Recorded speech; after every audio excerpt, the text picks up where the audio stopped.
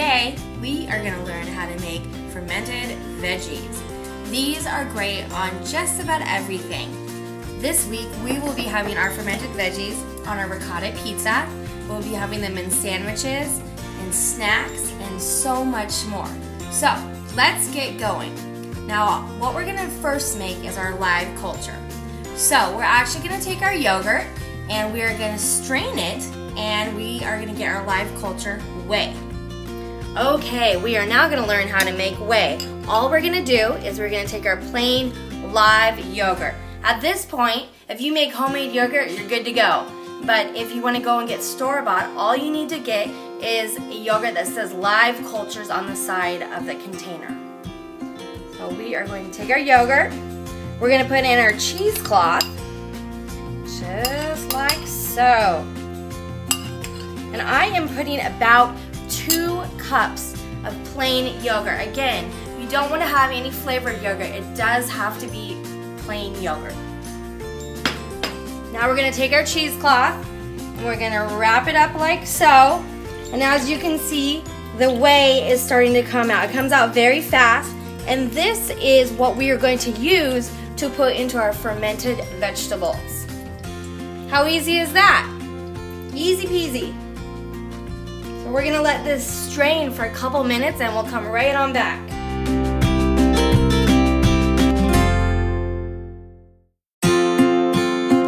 Right, let's get rocking and rolling with these ferments. So as you can see, I have everything out here. I've got my sea salt. I've got 2 containers of whey because we are going to make 2 quarts of fermented vegetables. And you may wonder what kind of spices I'll be using. So this week, because of our meal plan, we're going to be having a ricotta and fermented pizza among some other really fun meals. So I'm actually making a balsamic vinegar fermented vegetables for our ricotta pizza and for some other meals this week. So you can use any kind of spices you'd like, but today we're going to make a balsamic fermented vegetables. So we have over here our brine, which is 9 cups of water and 6 tablespoons of sea salt. We have our purple onions, we have our green onions, we have our radishes, we have our red peppers, and back here hiding we have 1 yellow onion. So we're gonna get going and we are gonna start cutting up our vegetables.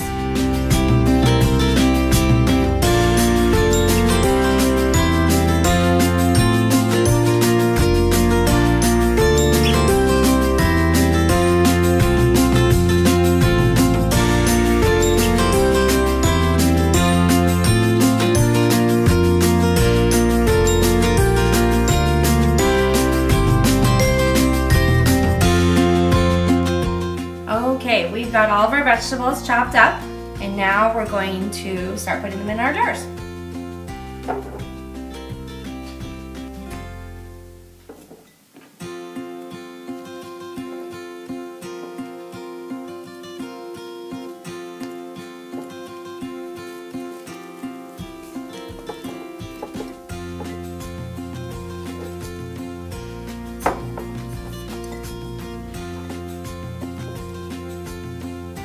Try to do a little bit of layering, a little bit of each, a little bit of this, a little bit of that.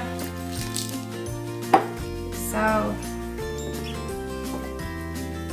and the great thing about fermented foods is that the fermentation process increases the vitamin content by 700%. Can you imagine that? By doing merely this, by adding some whey, adding some salt and water to vegetables, the live culture is culturing the vegetables and increasing the vitamins.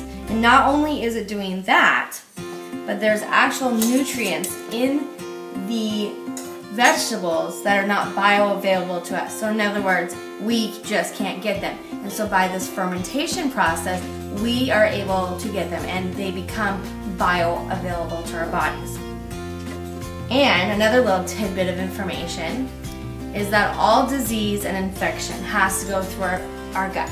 So We want to make our gut as strong as possible. And to do that, we need the good bacteria in our gut, which you're getting from the fermented vegetables. So it's very important to do that. And how fun is this? It's easy, it's fun. You don't need a canner, you don't need a pressure canner, you don't need any fancy gear in your kitchen. Most people have salt, and I think we all probably have water. And if you're a parent and you're trying to get your kids to eat vegetables, this is definitely the way to do it. My kids love pickles. You're basically turning all of this into a pickle. My kids eat this all the time. They absolutely love it. So give it a try. It's fun. And it's fun to do with your kids. I do this with my daughter all the time. We're gonna just keep on pushing these bad boys down as much as you can. You know, there's a lot of tools out on the market that you can get that are expensive, but why when you have your hands? So we're just about there.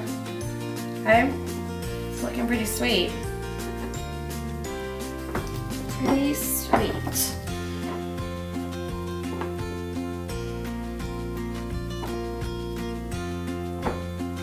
Alright, I think we're done. As you can see, I pushed it down.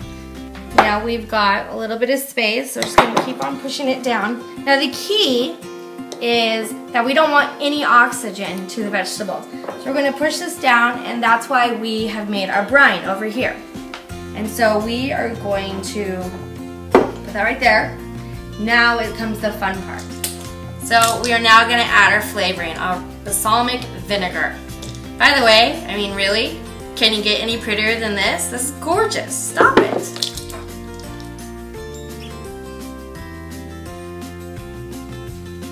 This is our flavoring. We're going to do 3 tablespoons per quart.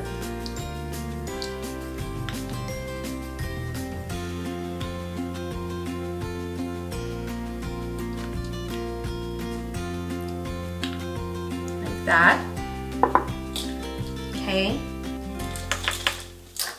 And now we're going to add 1 tablespoon of the sea salt.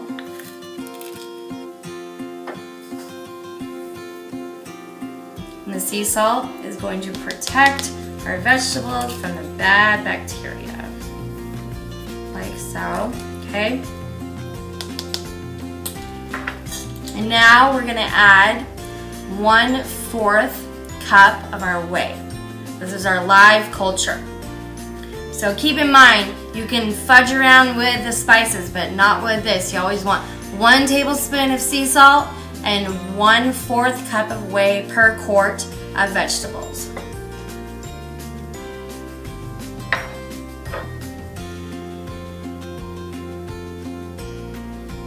Okay, now we are going to add our brine. And remember, our brine is 9 cups of water and 6 tablespoons of sea salt.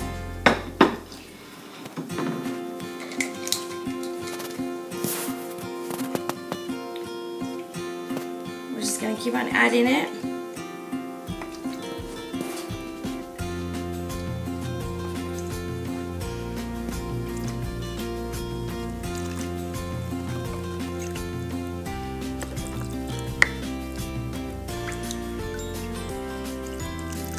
And because this is a live vegetable, live culture, all of the vegetables have to be below the water. And a lot of times what I will do is I will put a weight on top of the vegetables, you know, like so. These vegetables seem to be doing really good. They're not floating above.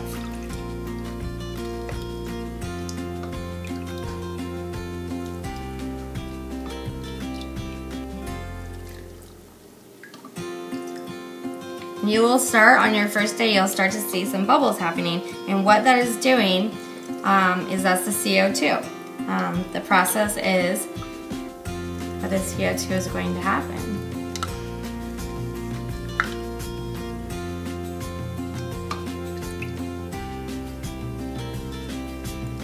So we want to go down to the bottom line on the canning jar, the very bottom line. We want to leave a little bit of space up here, otherwise when you put your lid on, you may see exploded vegetables tomorrow morning when you wake up for your coffee. And trust me, I've been there, done that. You don't want to have that happen. So, as you can see, if you look really closely, and don't worry, you can get, you can get in there and push your stuff down. No big deal. So as you can see, everything's down, everything's below the water. And if it's not, just add a little bit more. Like so. Okay? What we're gonna do now is we're gonna put our tops on. Don't do it too tight because again, the CO2 is gonna start to expand. I always check it every, a couple times a day to make sure. I like to do this, just really quick. That just mixes up all the yummy spices, whatever you happen to be using that day for your ferment. So we have our lids and our rings on. The lids and rings are not on very tight at all. Again, we're not canning. We have raw food in here. And we want them on loosely so the CO2 can escape and we don't wake up tomorrow morning with exploded vegetables all over the kitchen while you're trying to drink coffee. So we are all set. We're gonna leave this out at room temperature with a cloth over it for 3 days. And then once the 3 days is up, and you will definitely see all the bubbles start to come up, then you can either put it in a dark location down in your basement or in your fridge and you're set. And what I do is I make these every week and I add them to my weekly meals.